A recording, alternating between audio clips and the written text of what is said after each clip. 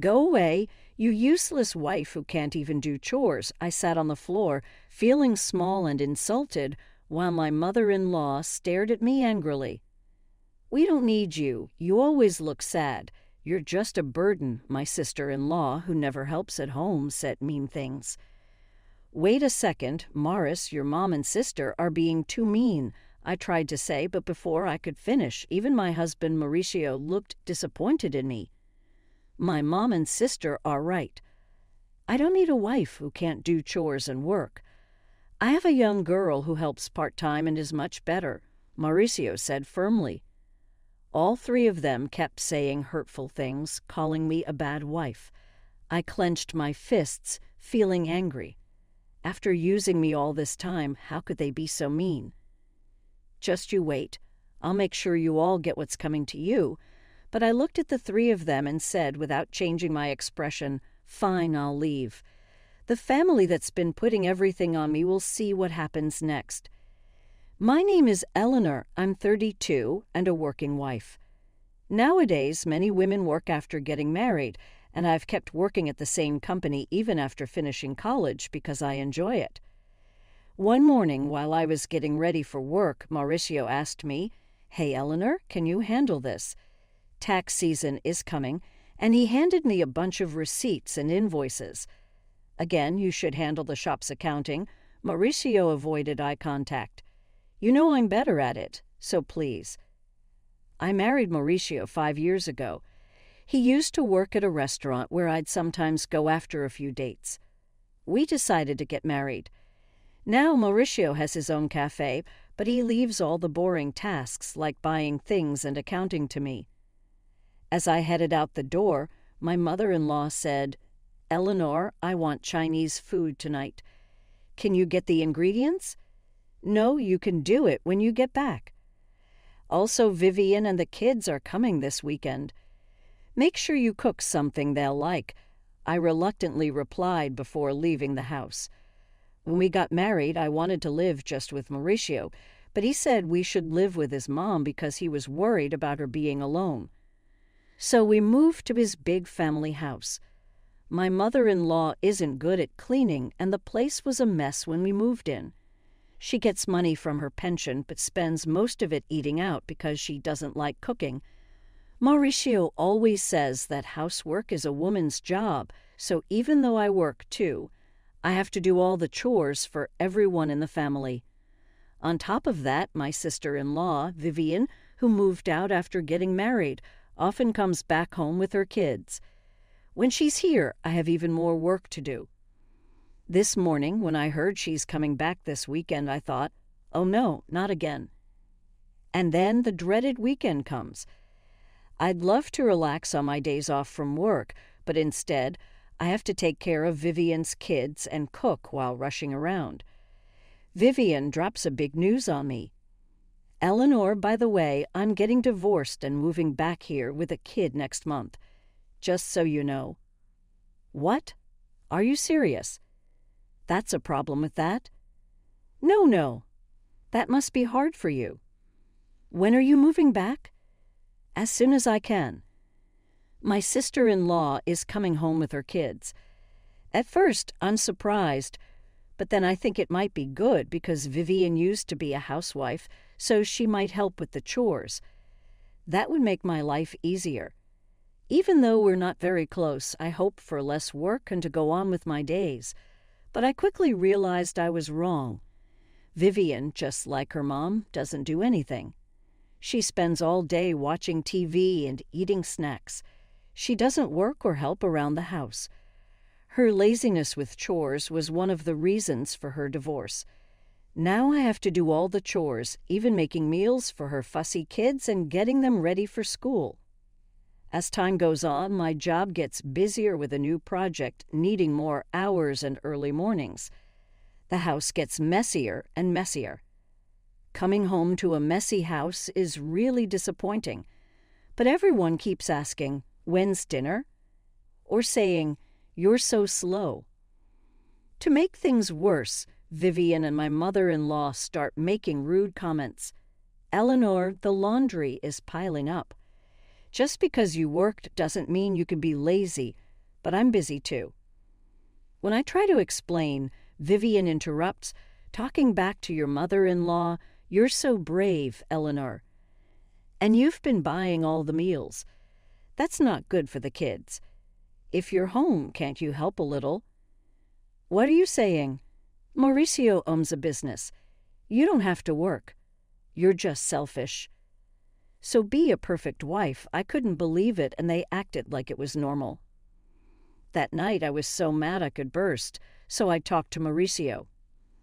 "I'm busy with work, and neither your mom nor your sister is helping with the chores. Could you help me a bit? I'm busy with my business. You might not get it because you have an easy job in an office, but running a business is tough. And isn't housework a wife's job? Don't expect me to help." "Are you serious?" Mauricio just goes to sleep, leaving me upset. But then I get an idea. I think of something good. I quickly grab my phone and order some things online before going to bed. A few days later, a bunch of new gadgets arrive. A machine that washes and dries clothes, a robot that cleans, and kitchen tools that cook by themselves. If no one's going to help me, I'll use these gadgets to make my chores easier. While the delivery guys bring in the new washer, my mother-in-law and sister-in-law arrive. "You bought a new washer without asking. The old one still works. But it's old, and this will make laundry faster and easier," I argue. "What's all this?" "A cleaning robot and cooking gadgets." They call me to the living room, where they're sitting on the sofa, and I'm told to sit on the floor. Mauricio is there too, sitting with his mom, looking pleased. "What's happening?" I ask. My mother-in-law yells, "What do you mean, what's happening? You spend all this money on lazy gadgets with the household money. What were you thinking?" "I thought it would help with chores. It's not about helping. People these days rely too much on machines," my sister-in-law adds. "Exactly, Eleanor. And those are fancy items. The ones we have still work. You're just wasting money because Mauricio owns a business." She stares at me, and Mauricio agrees. "But you're just making things easier for yourself. Can't you even do chores properly?" I wanted to reply, "Look who's talking," but I stayed quiet. Finally, my mother-in-law, maybe tired of my quietness, snaps, "If you can't do chores properly, you should leave." I stare at her in surprise. She stares back at me. "We don't need you. Mauricio and I can manage without you. You always seem tired and unhappy," my sister-in-law says, like she's had enough. "Hold on, Mauricio. Your mom and sister are being too mean." When I look to Mauricio for support, he looks down at me and says, "They're right. I don't need a wife who can't handle chores." I look at Mauricio in shock, but he just smirks. "I'm a business owner, and I can spend my money however I want. I don't need a wife who spends it to make her life easier. And I've been getting along with a young part-time help. She's pretty, unlike you. Pack your things and go." Shocked by Mauricio's words, all three start criticizing me, saying I'm a bad wife. I clench my fists in anger. After using me for so long, they say this to me. "Just you wait, I'll make you sorry," but I stayed calm and said, "Okay, I'll go." "Good will be better without you," my mother-in-law said meanly, and I quietly stood up and put something on the table. "Mauricio, let's get divorced." It was a form for divorce that I had prepared earlier. Tired of everything? Okay, I'll sign it, but don't regret it later. Mauricio signed the papers, and I packed my bags and moved to a temporary apartment the same day. No one said goodbye to me. I handed in the divorce papers at City Hall and rented a new place. At the same time, I accepted a promotion at work that I had been turning down because of housework, and I became a department head. I was able to move forward in my career, which I had almost given up on, and I focused more and more on my job, happy that nobody was there to hold me back. About a week after leaving, my ex-mother-in-law started calling, but I was busy and didn't want to talk to someone who had called me worthless. I kept ignoring her calls. A year later, on a day when I wasn't working, she called again, thinking it was time to sort things out. I answered, "Hello." "Ah, Eleanor, why did you ignore me?" "You finally picked up." "Why did you ignore me for over a year? What do you want?" "Well, how are you?" "Are you okay?" I replied honestly, "I'm doing great, working hard in my own place.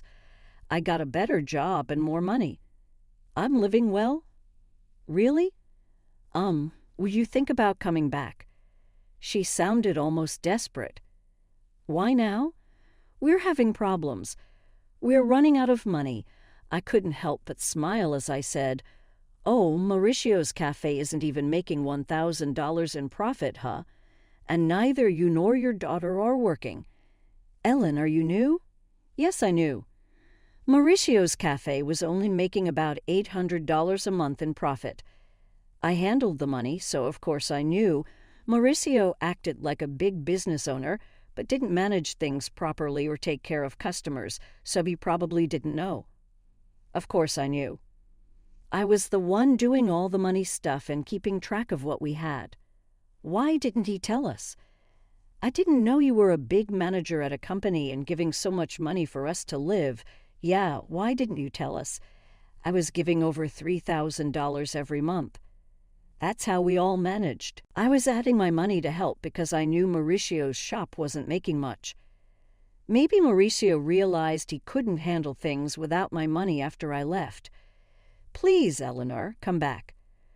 "Oh, by the way, what happened to Mauricio's shop?"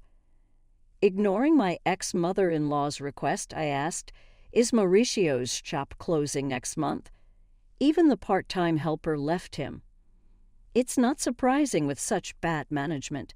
He can't run a business, and he's too proud to do what he needs to do. No woman would want to be with a man like that. I laughed, and my ex-mother-in-law didn't know what to say. "Can we finish?" "I'm busy," she quickly said. "Also, the house has been a mess since he left." She said the house was a mess because no one was cleaning. The house was messy. Nobody was cooking, so they had to buy meals, and they couldn't even buy a new washing machine. It would have been nice if he left those machines. What are you saying? Those lazy machines. And why can't I take what I paid for? I shouldn't have said that, but I never thought the house would get like this just because nobody was doing chores. Isn't it strange that 3 grown-ups can't handle chores? What are your daughter and Mauricio doing? Well, Mauricio is sitting at home all day doing nothing since he found out his shop isn't making money. He said he could spend his money however he wanted because he's a business owner, and Vivian won't work, no matter what. She doesn't do chores, and she even asks me for money for herself and her kids. My pension is running out. Really? Your daughter told me she didn't need me because she had you, I said coldly. My ex-mother-in-law tried to be nice again. "Please, Eleanor, my pension isn't enough for us anymore. I don't want to go back to that house. Your children are quite the freeloaders, aren't they?" She didn't know what to say. As I was about to end the call, she kept talking. "Eleanor, please, my pension isn't enough for us anymore. I don't want to go back to that house. I don't have to help you, and I don't want to. Figure it out yourselves. Goodbye from your useless wife." I hung up and blocked her number, ignoring her cries. 3 months later, sipping my coffee in my tidy apartment, I chuckled. 3 months later, I happened to walk past Mauricio's cafe. It was closed. Even their house was sold, according to a neighbor I met. They sold the house and moved to a small apartment nearby. They caused trouble in the neighborhood, always fighting and making a mess. People complained a lot. They could have worked hard and taken care of their home, but they didn't, which wasn't surprising. I looked at their old house and walked away. Since then, I focus on my work. Recently, a nice colleague told me he liked me, saying, "I love how you work so hard. Let's date, and maybe get married. I think my next marriage isn't far off, and this time I'm